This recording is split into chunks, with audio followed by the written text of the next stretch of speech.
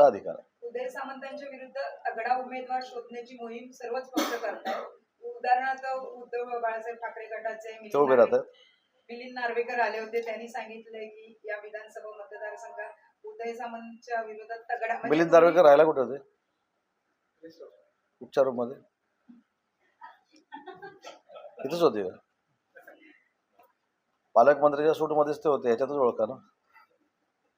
ठाणे काय सांगू, म्हणजे तुम्हाला ते सक्षम मानतायत म्हणूनच तगडा उमेदवार. मी काय म्हटलं, मिलिंद नार्वेकर हे विधान परिषदेतील आमचे एक सहकारी आहेत, पण रत्नागिरीमध्ये आल्यानंतर पालकमंत्री ज्या रूम मध्ये राहतात, पालकमंत्र्यांचाच सूट त्यांच्या ताब्यामध्ये होता. ह्याच्यातनंच शिवसेनेच्या उभाटाच्या लोकांना काही संकेत गेले असतील, माझा मतितार्थ कळला असेल.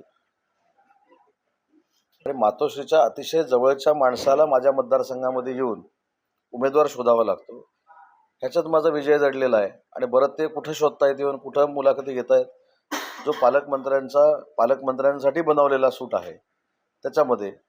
आता खरं त्याची तुम्ही चौकशी केली पाहिजे. पालकमंत्र्यांचा सूट त्यांना कसा काय मिळाला, कोणी दिला, का दिला, कशासाठी दिला, तिथंच का झाल्या. आता इथं खासदार साहेबांचं ऑफिस आहे, ते आहे ना कुठे, पण इथेच झाले वाटतं इंटरव्ह्यू. कुठे तिकडे झाले, राहायला कुठे होते? राहायला इथेच होते ना, ते तरी मान्य करा. इथं राहून ठरवून तिकडे गेले ते.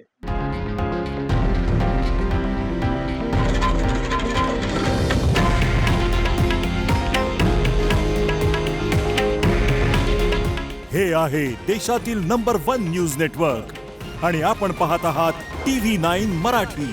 काळजी तुमची, हित महाराष्ट्राचं.